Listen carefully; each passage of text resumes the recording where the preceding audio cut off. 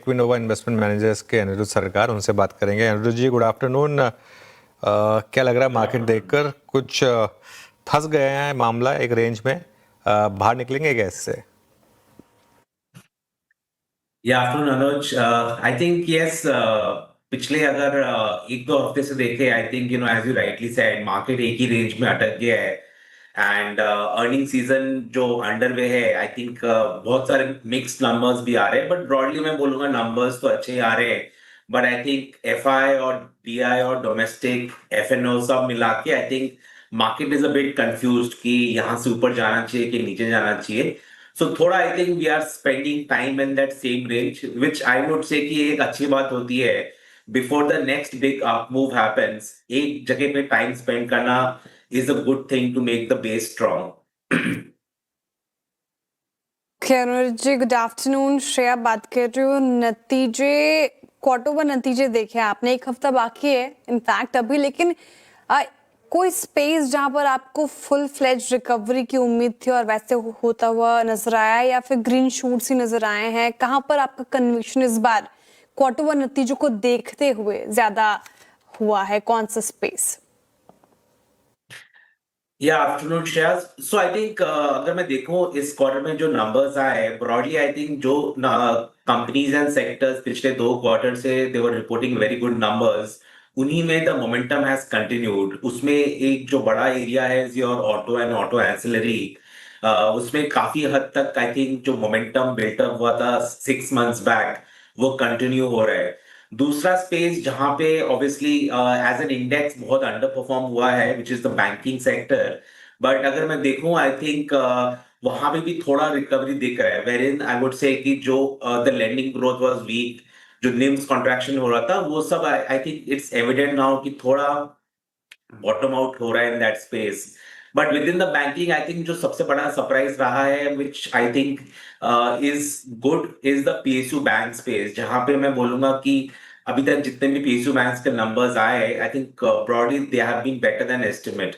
सो मैं बोलूंगा बैंकिंग एक सेक्टर है जहां पे थोड़ा पिटाई हुआ था लास्ट एक दो साल, but now I think some amount of recovery is happening. Auto and auto bank मैंने आपको बताया। जो तीसरा सेक्टर है जहां पे बहुत स्ट्रॉन्ग ग्रोथ दिख रहा है, is the private defence area. वो प्राइवेट डिफेंस एरिया एक जगह है जहां पे order execution has picked up, order backlogs काफी है, and I think the pipeline and the visibility अगले 2 साल का बहुत स्ट्रॉन्ग है। तो ये कुछ कुछ एरियाज है जहां पे I think the momentum continues in the first quarter. ये प्राइवेट डिफेंस आपने अनिरुद्ध जी इसलिए बोला क्योंकि एग्जीक्यूशन बहुत स्ट्रांग है वहां पे, that's why? Yeah so basically I tell you, see what is happening is जो बड़े पीएसयू डिफेंस कंपनीज है, उनका जो छोटा सा एक कंपोनेंट है, सपोज 500,000 करोड़ का एक कंपोनेंट है, which is very critical for the large order to be completed. And ये वैसा है कि यहाँ पे ये जो छोटा कंपोनेंट है 500,000 करोड़ का जो ऑर्डर, ये उस स्टेज में रिक्वायर्ड होता है जहां पे the project is half way through completion, और वहां पे ये private defence companies are coming into play. और उनका भी टाइमलाइन ऐसे होता है कि 1 साल 2 साल के अंदर एग्जीक्यूशन करना पड़ता है। सो वहां पे the growth is coming very very strong. Okay, ठीक है। अच्छा, अब आते हैं कुछ ऐसी थीम पे, मतलब जिसको हम शायद अपने पोर्टफोलियो से बहुत ज़्यादा स्पेस नहीं दे सकते, कोई भी अगर आप देखें वक्त हो। मेटल्स को, प्रीशियस मेटल्स को, इंडस्ट्रियल मेटल्स को आप इस वक्त कैसे ले रहे हैं? इंडस्ट्रियल मेटल्स उनकी क्लासिकल अगर आप देखें डिमांड सप्लाई सिचुएशंस को देखते हुए, और आज पेरोल के स्टैट्स आने हैं यूएस में, लेट्स सी आई मीन कैसे रहते हैं वो स्टैट्स, बट क्या ये एक इम्पॉर्टेंट कर्व है प्रीशियस मेटल्स में भी टू पिक मेटल्स, और might be gold associated stocks like gold finance कंपनियां हो गई या फिर गोल्ड फाइनेंस बैंक्स हो गए, इन पर आपका टेक?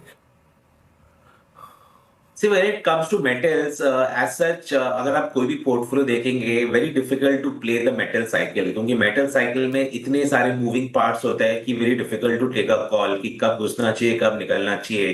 तो हमारे पोर्टफोलियो में भी मेटल्स हमेशा एक टैक्टिकल बेट रहा है, and it is not a kind of the positional bet, तो उसका होल्डिंग पीरियड काफी छोटा होता है।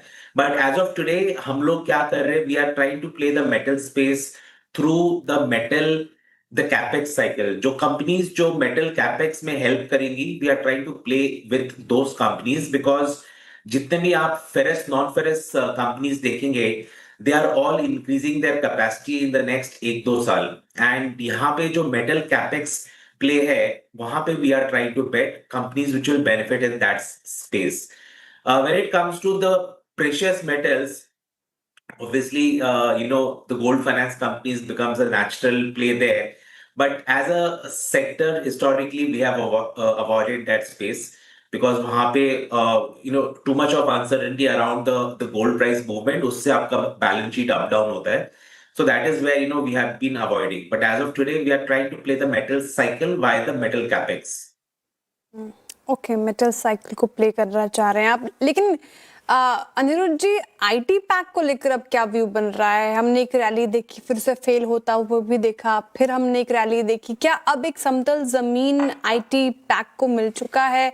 आपका नजरिया क्या है? क्या आपके पोर्टफोलियो में ये आईटी पैक है, अंडरवेट है और अब यहाँ पर एक्सपोजर बढ़ाना शुरू किया है? क्या व्यू?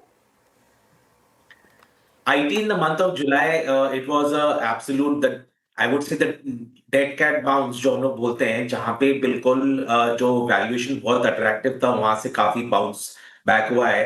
बट मैं बोलूंगा जो इंडियन आईटी कंपनीज है वो थोड़ा एंटी एआई ट्रेड है, and that is where I would say कि Indian IT companies are benefiting with some momentum, क्योंकि जो ग्लोबल एआई जो ह्यूज अपसाइड दिखा था, एंड जो ग्लोबल एआई में जो कैपेक्स दिखा था, थोड़ा सा वहां पे कंसर्न बिल्टअप हो रहा है that valuations have gone beyond the comfort zone.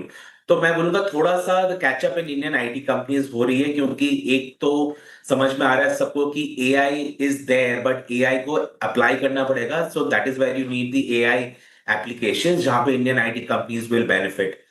Having said that, as of today हमारे पोर्टफोलियो में एक भी आईटी स्टॉक नहीं है, which we have not been having any IT stock पिछले 4 to 6 क्वार्टर्स।